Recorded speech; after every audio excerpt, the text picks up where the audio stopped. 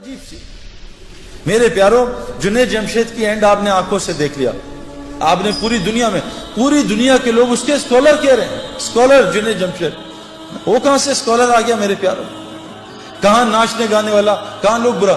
جس وقت اس کا جنازہ ہم رکھ رہے تھے تو اس وہ جو علاقہ تھا جہاں سارے بڑے بڑے مشائخ دفن ہوئے، سارے جن کے یعنی کہا حضرت عبداللہ بن مسعود فرماتے ہیں زندہ کی اتباع کبھی نہ کرنا. زندہ کے پیچھے کوئی میرے پیچھے چل پڑے سیدنا، نہیں، مرنے کا کوئی پتہ نہیں اس کا کیا ہو، ہمیشہ مروں کی اتباع کرنا. وہاں سارا وہ بلاک ہے جو مرا ہوا ہے اور کیا ان کا مرنے کے بعد لوگوں کی ہدایت کا وہ ذریعہ بنے. اس بلاک میں کونے میں جنید کو دفنایا. اس جگہ میں اور جنید کا جو بزنس پارٹنر ہے وہ سہیل، باقی تقریباً سارے علماء اور مفتی اس کے جنازے کو دفنا رہے تھے. یہ عزت میرے پیارے. علماء اور مفتی کون ہوتے ہیں؟ اللہ کے نبی کے وارث. یہ قیامت کے دن شفاعت کریں گے لوگوں کی. یہ وہ لوگ میرے پیاروں، جنید کا یہ کتنی عزت اللہ نے دی. یہ کیا دنیا کی وجہ سے دی؟ محمد یوسف غیر مسلم، کلمہ پڑھا، مسلمان ہوا.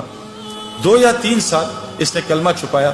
بعد میں جب یہ ہمارا ایک سفر ہوا سعودیہ کا، میں اس کو مس کر گیا. تو اس سعودیہ کے سفر میں پاکستان ٹیم گئی میچ کھیلنے، تو وہ میچز کینسل ہو گئے. لیکن اللہ نے شاید یوسف کے لیے نظام چلایا تھا. یوسف کو پتہ چلا سارے کعبہ دیکھنے جا رہے ہیں. وہاں ٹی وی پہ ہر وقت طواف چلتا رہتا ہے. یوسف نے راشد لطیف سے کہا یار مجھے بھی کعبہ دکھا دو، میری بیوی مسلمان ہے. انہوں نے کہا تمہارے پاسپورٹ پہ تو غیر مسلم لکھا ہے.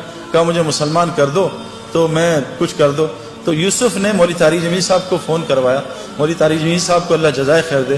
یوسف کی ساری ترتیب بنائی کہ عربوں کو کہا دیکھو یہ میرا آدمی ہے، یہ بہت بڑا کرکٹر ہے، بہت بڑا، اس کا وہ بناؤ، اس کا پیپر، یہ مسلمان ہے، اس کا پیپر بناؤ اور اس کو عمرہ کراؤ. جب انضمام کہتا ہے میں نے یوسف کا ہاتھ پکڑا. ہم تو کیونکہ اتنا پولیوشن ہو چکی ہے نا، ہمیں تو نظر ہی نہیں آتا نور، ہم تو پولیوٹڈ ہے نا. جو آدمی گوبر کے میدان میں بیٹھا اس کو گوبر کی بدبو تھوڑی آتی ہے نا. جو آدمی پرفیوم کی دکان میں بیٹھا اس کو خوشبو تھوڑی آتی ہے پرفیوم کی. گاڑی میں بیٹھے گیلی گاڑی ہے، بدبو آ رہی ہے، 5 منٹ بیٹھے گاڑی کی بدبو ختم ہو جاتی ہے. ہم اتنا ظلم دیکھ رہے ہیں، ہم اتنا آنکھوں سے حرام دیکھ رہے ہیں، ہمیں کچھ نظام نظر ہی نہیں آتا کہ اللہ کا نظام کیسے چل رہا ہے، رزق کیسے ملتا ہے، یہ بیماریاں کیوں آ رہی ہیں، یہ پریشانیاں کیوں آ رہی ہیں. ہم تو سمجھ رہے ہیں سیکیورٹی مسئلہ ہے، ہم تو سمجھ رہے ہیں حکومت والے خراب ہیں. غلط، بکواس، سب غلط. کیونکہ ہمارے دل اتنا اندھا ہوا ہے کہ ہم اللہ کو ہٹا کے سب کو کہہ رہے ہیں حکومت نے یوں کر دیا، ڈاکٹر نے یوں کر دیا، پولیس نے یوں کر دیا، فوج نے یوں کر دیا. او بھائی، ہم اتنا پولیس فوج کو بول چکے ہیں کہ ہم فرشتوں کے یقین سے نکل چکے ہیں کہ فرشتے بھی کچھ ہوتے ہیں. ہمیں کتوں کا یقین ہے، آیت الکرسی کا یقین ہے کہ آیت الکرسی سے حفاظت ہوتی ہے. تو محمد یوسف کا ہاتھ انضمام نے پکڑ لیا اور محمد یوسف کی بیوی کا ہاتھ انضمام کی بیوی نے پکڑ لیا. کہا یوسف میں نے خود یہ ایکسپیرینس کیا ہے، مجھے سعید بھائی نے بتایا تھا، اور یہ حدیث میں آتا ہے کہ جو آدمی کعبے کو پہلی دفعہ دیکھے، اور میں قسم کھا کے کہنے کو تیار ہوں، میں نے کعبے کو پہلی دفعہ دیکھ کے جو دعا مانگی تھی وہ اللہ تعالیٰ نے ایسی قبول کی میں آپ کو بتا بھی نہیں سکتا.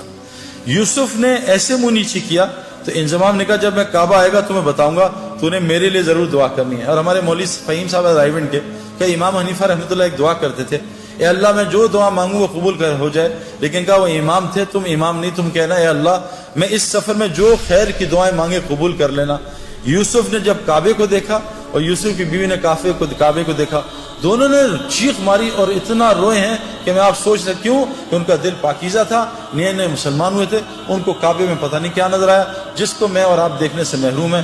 واپس آئے، یوسف نے کہا آج کے بعد ایسی کی تیسی، میری کرکٹ جائے، جان جائے، جو مرضی ہو، میں کلمہ اناؤنس کروں گا. عبدالوہاب صاحب حاجی سے مشورہ کیا، حاجی صاحب سے، حاجی صاحب نے کہا اعلان کر دے. یوسف نے کلمے کا اعلان کیا. میرے پیارے بہنوں اور دوستوں، بھائیوں، یوسف اتنا بڑا کھلاڑی نہیں تھا جتنا اس نے ریکارڈ کیے. اس نے 5 سال میں سارے ریکارڈ توڑ دیے. بریڈ مین دنیا کا بہترین کھلاڑی، اس کا ایک ریکارڈ توڑا، 2 شاید. ویب ریچرڈ جو میرا فیوریٹ کھلاڑی تھا اس کا بھی ریکارڈ توڑا. اتنے 5 سال میں ریکارڈ توڑ دیے کہ ہم حیران پریشان رہے. میں آپ کو صرف یہ سمجھانا چاہتا ہوں دین میں لگنے سے دنیا کہیں نہیں جاتی. جو دنیا اللہ دیں گے آپ کے خوابوں میں نہیں ہے. یہ ظالم باطل ہمیں دھوکہ دے رہا ہے. میں اس دھوکے سے ایک ڈبکی مار کے آ رہا ہوں اور آپ کو بتا رہا ہوں مت اس دھوکے میں پڑو، نکل آؤ دھوکے سے. یہ دنیا چند سیکنڈوں کا مزہ ہے. یہ لڑکی پہ نظر پڑی، چند منٹ کا مزہ، اس کے بعد دماغ خراب، دل خراب، پریشانی، اریٹیشن، چند سیکنڈوں کا مزہ ہے. میں نے نیا موبائل لیا, یہ 5 چل رہا ہے نا, آج کل 7 آیا ہوا ہے. میں ان پنگوں میں ساری زندگی گزاری. یہ نیا موبائل کا انہوں نے ایڈ دے دیا 7 ہر جگہ ایڈ آ رہا ہے 7. دوست بتا رہے ہیں سعید بھائی آپ نے 7 لے لیا, ہر جگہ سے دعوت چل رہی ہے, دعوت چل رہی ہے. اب نماز میں 7 آ رہا ہے, رکوع میں سجدے میں 7 آ رہا ہے. جس دن میرے ہاتھ میں 7 آیا اور میں نے 7 2 دن استعمال کیا, میں کہا نہیں یار اب 8 کا انتظار کرو. یہ دنیا یقین کریں جتنے مرضی پیٹو ہوں, ماشاءاللہ لاہور میں تو کھانا ٹھیک ٹھاک کھایا جاتا ہے, جتنے مرضی پیٹو ہوں, افطاری آئے اور افطاری سے پہلے دب یا پکوڑے ساری کھا جاؤں گا, سموسے بھی کھا جاؤں گا, جلیبی بھی کھا جاؤں گا, بس میں کھاؤں گا اور پانی پورا گھڑا پی لوں گا. جہاں 2 پکوڑے گئے, سموسے گئے, بھوک بھی ختم, مزہ بھی ختم. یہ دنیا جیسے ایک پلیٹ کھائی بریانی کی, مزہ آیا, پھر دوسری لی تو مزہ کم ہوا, تیسری بالکل, چوتھی پہ کہا یار مجھے الٹی آ جائے, بس کرو. اللہ کی قسم دنیا اس سے زیادہ کچھ بھی نہیں.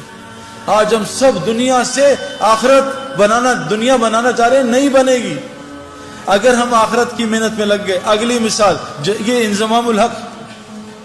انضمام الحق پاکستان کرکٹ ٹیم سے نکال دیا گیا, مجھے کپتان بنایا. ان کا سب کو سلیکٹ کرنا, انضمام کو سلیکٹ نہ کرنا.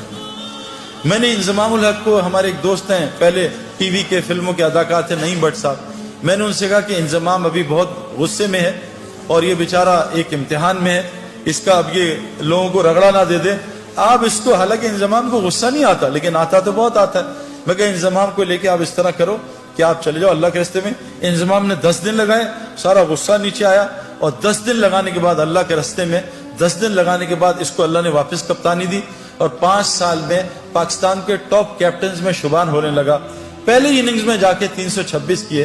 میرے پیاروں, میں یہ نہیں بتا رہا, یہ کوئی کرائٹیریا نہیں ہے, لیکن جس وجہ سے میں اور آپ ڈرتے ہیں نا میری دنیا جائے گی, واللہ ہماری دنیا وہ بنے گی جو ہم سوچ بھی نہیں سکتے. ہاشی معاملہ, چلو میں تو بڑھاپے میں دین میں آیا نا, میں تو 37 بڑھاپا یہ کرکٹ کا, وہاں مجھے دین کی شکل 35 میں آ کے لوگوں نے بات کی, 37 کی ایج میں میں نے اللہ کے راستے میں وقت لگایا. میں 35 کرکٹ کا بڑھاپا ہے, سپورٹس کا بڑھاپا ہے. ہاشم معاملہ ایک ٹین ایجر, اس کو ساؤتھ افریکنز نے کہا ہم تمہیں کرکٹ کھلائیں گے, تمہیں اتنے $1 ملین رینٹ دیں گے, تمہیں یہ دیں گے, تمہاری یہ لائف ہوگی, تم نے بس ایک شراب کا اسٹیکر لگانا ہے. اس نے کہا لعنت بھیجتا ہوں کرکٹ پہ, میں اللہ رسول کا حکم نہیں توڑ سکتا. آج ہاشم معاملہ ساؤتھ افریکن کا موسٹ ریسپیکٹیو سٹیزن بنا ہوا. کیوں یہ کیا ذلیل ہو رہا ہے ہاشم معاملہ؟ میں 40 دن گیا جماعت میں, 2 مہینے بلکہ, ساؤتھ افریقہ, کچھ دوستوں کے ساتھ جماعت میں ہم گئے. جب مجھے ڈربن میں انویٹیشن انہوں نے دیا کہ آ کے یہاں بات کو اسٹیڈیم میں, اس کی ٹیم کے کھلاڑی بھی تھے اور مختلف قسم کے وہ اسکوررز اور کامنٹیٹرز. ہاشم عاملہ بھی وہاں جہاز سے اترتے ہی میرے پاس پہنچ گیا, حالانکہ لمبے سفر سے تھا.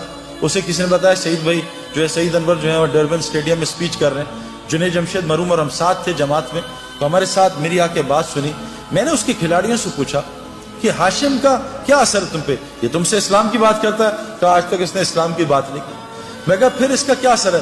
کہ جب ہم میچ ہارتے ہیں یا ڈپریس ہوتے ہیں یا ہم جلدی آؤٹ ہو جاتے ہیں, فیلر ہوتا ہے, ہاشم معاملہ جب نماز پڑھنے لگتا ہے نا اور جب قرآن پڑھنے لگتا ہے, ہم اس کے چہرے کی طرف دیکھتے ہیں, اس کے چہرے کو دیکھ کے ہمیں سکون ملتا ہے, ہم سوچتے ہیں اس کے اندر کتنا سکون ہے.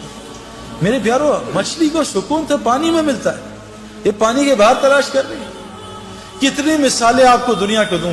میں نے ان آنکھوں سے میں آپ کو کیا بات بتاؤں کہ جو لوگ تبلیغ کا, دعوت کا صحیح کام کر رہے ہیں, میں نے امریکہ گیا ہوں, میں پوری دنیا پھروں. اللہ تعالیٰ دنیا میں ان کو, کیوں کہ اللہ نے قرآن میں فرمایا ہے جس کا مفہوم ہے کہ جو بھی نیک عمل کرے گا, چاہے عورتیں ہوں یا مرد ہوں, اللہ قرآن میں کہہ رہے ہیں جو بھی نیک عمل کرے گا, عورت ہو مرد ہو, شرط مومن ہو. اللہ کہہ رہے ہیں لام اور نون قرآن میں جہاں آتا ہے اس کا مطلب ہے اوبلیگیٹری ہو جاتا ہے, اس میں کوئی ڈاؤٹ نہیں ہے. اللہ کہہ رہے ہیں لام اور نون ملا کے کہہ رہے ہیں کہ میں ضرور بالضرور 200% میں اس کو حیات طیبہ کہتے ہیں, جنت فردوس کی زندگی کے ایپیٹائزر کو, میں اس کو دنیا میں بسر کرواؤں گا, جنت کی زندگی یہاں بسر کرواؤں گا. آج مسلمانوں پہ زندگی جو ہے وہ جنت کے نہیں ہے میرے پیاروں. کیوں کہ آج مسلمانوں میں کیا ہے, دیکھو جنت کی زندگی کے علامات ہیں, جہنم کی زندگی کے علامات ہیں. جب سردیوں کے ریکارڈ ٹوٹنے شروع ہو جائیں, علامت ہے کہ ٹھنڈی جہنم سانس لے رہی ہے کہ ان کو میرے پاس بھیجو. جب گرمیوں کے یہ جو الگ الگ چیزیں آ رہی ہیں نا, وہ اپنی جگہ, میں آپ کو قرآن اور حدیث کی باتیں سنا رہا ہوں. جب گرمیوں کے ریکارڈ ٹوٹنے لگیں سمجھ لو جہنم جو گرم ہے وہ سانس لے رہی ہے، جہنمیوں کو اپنی طرف بلا رہی ہے۔ آج پوری دنیا میرے پیارو یہ اس کا شکار ہے۔ جنت کی زندگی کیا ہے؟ الا قیلا سلاما سلاما، الا قیلا سلاما سلاما۔ ہمارے اندر سے سلام ہی ختم ہو گیا۔ جہاں سلام سلام سلام ہو یہ جنت کا ماحول ہے، جہاں گالم گلوچ غیبت جھوٹ بد نظری یہ جہنم کا ماحول ہے۔ جہاں تو میں لڑائیاں جہنم میں یہی ہوگا، تو نے مروا دیا، تیری وجہ سے ہوا، تیری وجہ سے میں فیل ہو گیا، تیری وجہ سے کاروبار میں نقصان ہو گیا۔ یہ جہنم کی علامات ہیں۔ جیلوں کا بڑھ جانا، ہسپتالوں کا بڑھ جانا، کورٹ کچہریوں کا بڑھ جانا، مسلمانوں کا آپس میں لڑنا، میرے پیارو یہ علامت جنت کی نہیں ہے۔ یہ جو تبلیغ کی محنت ہو رہی ہے نا، یہ اس لیے محنت ہو رہی ہے کہ ہم ایسی وہ محنت کر لیں جو حضرت محمد صلی اللہ علیہ وسلم نے صحابہ پہ کی۔ اللہ نے 35 سال کی صحابہ پہ محنت پہ ان کو وہ دنیا دی کہ 70% دنیا ان کے قدموں میں آ گئی تھی۔ مدینے میں ایک آدمی زکوٰۃ لینے والا نہیں تھا۔ عمر بن عبدالعزیز جو تابعی تھے ان کے زمانے میں پورے افریقہ میں ایک زکوٰۃ لینے والا آدمی نہیں تھا۔ میرے پیارو اگر ہم صحیح دین پہ آ جائیں اللہ ہمیں وہ دنیا دے گا جو آپ سوچ بھی نہیں سکتے۔